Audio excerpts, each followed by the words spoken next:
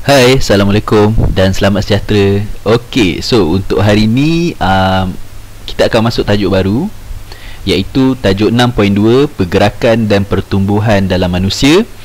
Okey, macam biasa, bagi siapa yang suka dengan video ni, boleh like dan share dengan kawan-kawan anda. Dan bagi siapa yang belum subscribe, bolehlah subscribe channel saya untuk mendapatkan video-video yang sebelum-sebelumnya dan video-video yang akan saya buat, insyaAllah. Okey, tanpa melengahkan masa, jom kita tengok pergerakan dan pertumbuhan dalam manusia. Baik, sistem rangka dan otot membolehkan manusia bergerak. Pengecutan dan pengenduran otot rangka membolehkan manusia melakukan pergerakan. Jadi kita sebenarnya boleh bergerak disebabkan oleh otot mengecut dan mengendur. Okey, so otot rangka bertindak secara berpasangan dan berlawanan antara satu sama lain. Tindakan otot secara berlawanan ini dikenali sebagai tindakan otot berantagonis. Jadi tindakan otot berantagonis ni sebenarnya adalah tindakan otot, satu otot mengecut, satu otot mengendur. Jadi otot ni berpasangan. Contoh otot kita ada bicep dan tricep. Jadi mereka ni bertindak secara berlawanan, satu mengecut, satu mengendur. Bila satu mengendur, satu mengecut. Dia macam tu. Okey, so tindakan ini kita namakan tindakan otot berantagonis. Pergerakan otot-otot ini membolehkan kita berjalan, melompat, berlari, berenang, merangkak, mengangkat barang, berjoging, mengayuh basikal dan sebagainya. Jadi kebanyakan pergerakan ini disebabkan oleh proses pengecutan dan pengenduran otot. Okeylah, saya cerita sikit. Apabila kita gunakan istilah otot mengecut. Okey, bila otot mengecut, sebenarnya otot tu dia akan jadi pendek. Okey, tengok kat sini, contoh otot bicep mengecut.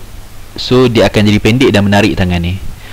Dalam jangka masa yang sama, otot tricep akan mengendur. Bila mengendur, otot tu akan jadi panjang. Bila panjang, dia akan tolak tangan. Jadi otot ni, dia prinsip dia, apabila dia mengecut, dia akan jadi pendek dan dia akan menarik tulang ni. So that's why kita boleh mengangkat tangan. Serupa juga dengan otot di kaki, berlaku secara antagonis, satu mengecut, satu mengendur. Bila berlakunya kedua-dua tu berlaku serentak, so kita boleh bergerak. Jadi basicnya macam tu, ya. Okey, fungsi sendi dan otot dalam pergerakan. Sendi ada banyak, guys. Sendi ada banyak.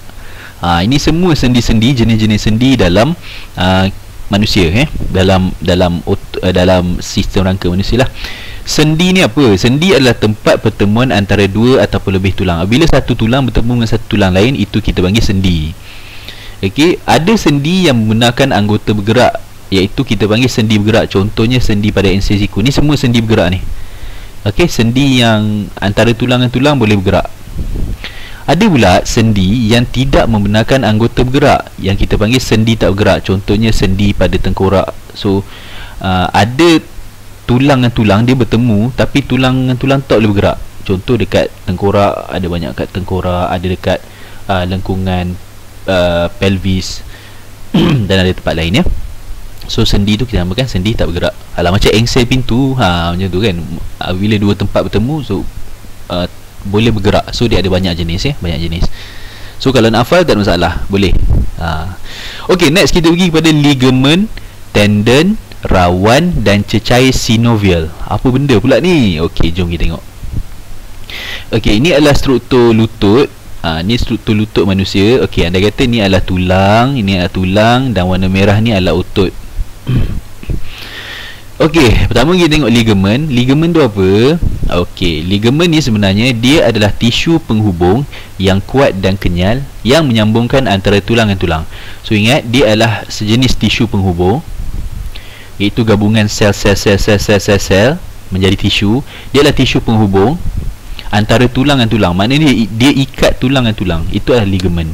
So bila sebut ligamen, ikat tulang dengan tulang. Dia memang kuat. Bayangkan korang berlari, ambil barang, angkat benda berat, berjoging, kayuh basikal, memandu dan sebagainya. Bayangkan, termasuk main bola sekali, main futsal, apa-apalah yang kita buat, sebenarnya ligamen ni yang tolong hubungkan antara tulang satu dengan tulang dua. Contoh antara tulang tulang humerus dengan radius dengan ulna, antara contohnya. Jadi ligamen yang tolong pegang kan. So bayangkan betapa kuatnya ligamen tu. Okay, next kita pergi tengok tendon.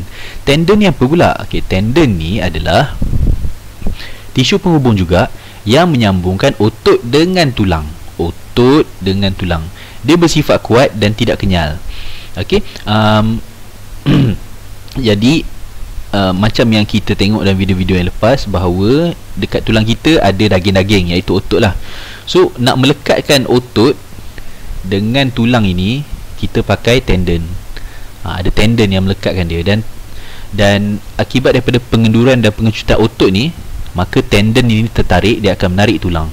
So bayangkan betapa kuat juga tendon ni menarik tulang. Okay, so tu tendon.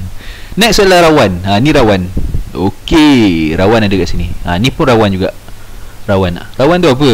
Okay, rawan tu adalah dia tisu elastik yang licin yang bertindak sebagai cushion untuk mengurangkan geseran antara tulang dengan tulang. So dia macam minyak grease lah. Dia bukan minyak grease, dia macam satu cushion lah, cushion untuk mengelakkan tulang tu jadi haus, ya.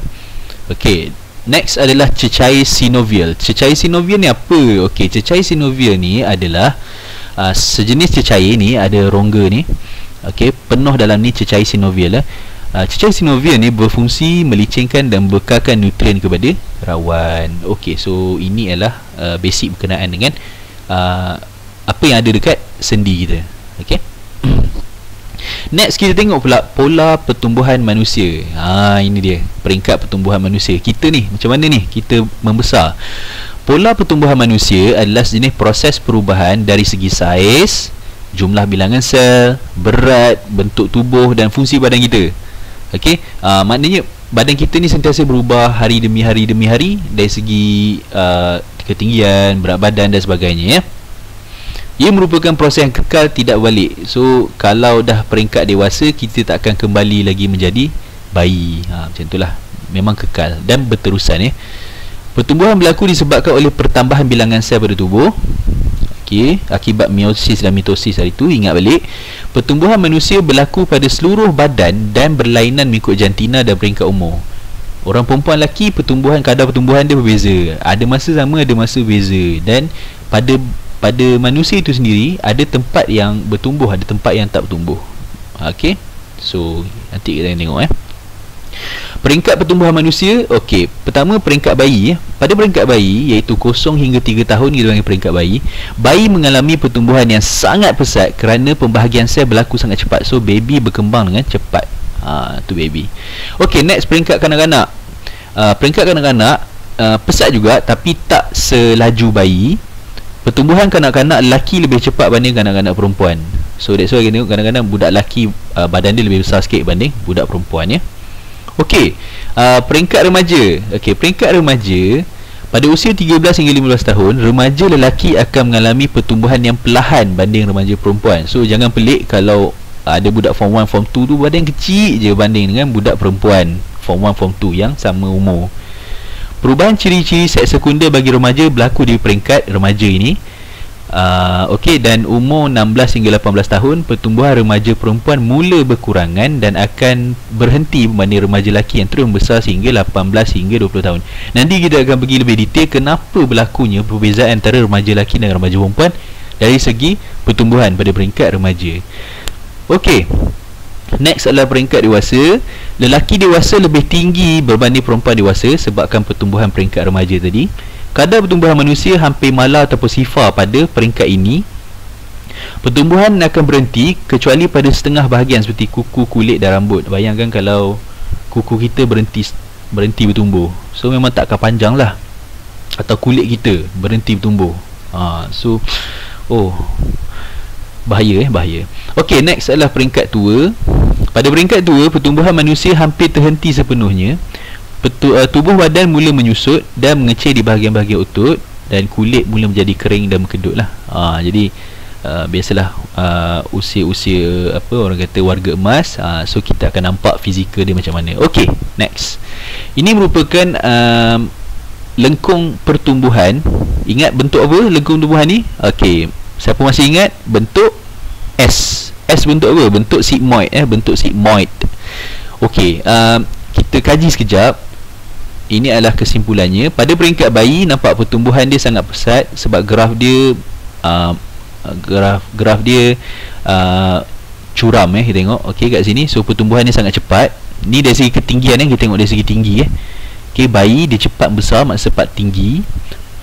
Antara 3 hingga 13 tahun kanak-kanak, okey, dia menjadi perlahan, tak selaju bayi tadi.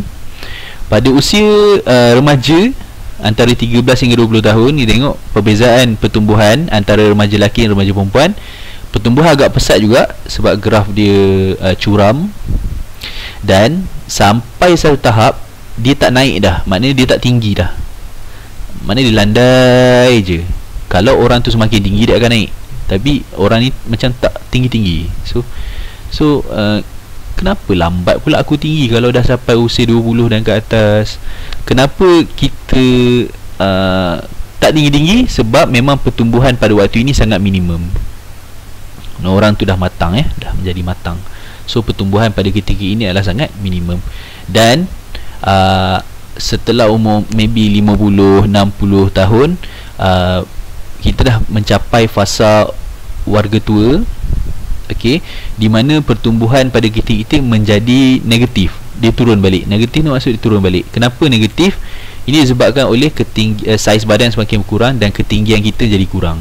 So that's why pertumbuhan tu kita tengok jadi negatif. Okey, next. Pola pertumbuhan antara lelaki dengan perempuan. Okey, kita nak kaji kenapa tadi lelaki berbeza dengan perempuan dari segi pertumbuhannya. Okey, pada peringkat bayi sehingga peringkat awal kanak-kanak, lelaki dan perempuan membesar pada kadar yang sama. Okey, mula-mula dia besar pada kadar yang sama. Tengok graf ni, ini ketinggian, ini adalah umur. So pada umur 2 tahun, okey, relax, lelaki perempuan sama. Tak, pada umur 4 tahun. Pada umur 4 tahun, lelaki lebih cepat besar berbanding perempuan. Okey, pada umur 4 tahun. Kemudian sampai umur lebih kurang 12 tahun, okey, 12 tahun, didapati bahawa perempuan lagi cepat tinggi berbanding lelaki. Maknanya perempuan lagi cepat besar starting umur lebih kurang 12 tahun. Kenapa? Sebab pada waktu ni perempuan telah mengalami akhir balik. Okey, dan sampai satu tahap pada umur 14-15 tahun, lelaki pula akhir balik, and then lelaki akan lebih membesar berbanding orang perempuan. So pada tahap ni orang perempuan dia dah stop untuk membesar. Ini secara general, dari segi ketinggian, melainkan ada faktor-faktor persekitaran yang lain. Okey, mungkin faktor pemakanan ataupun mungkin faktor-faktor lain yang menyebabkan dia menjadi lebih tinggi. Okey, ini dari segi secara umum general, tanpa kita mengira faktor-faktor luaran tersebut.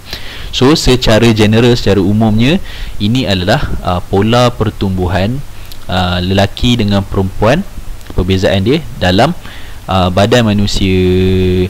Okey, so kalau ada apa-apa yang tak faham, macam biasa, kalau ada apa-apa yang tak faham, boleh komen di ruangan komen. Kalau suka, boleh like dan boleh share dengan kawan-kawan. Boleh study lepas ini. Kalau rasa tak dapat nak catch up yang mana-mana, boleh ulang tonton semula.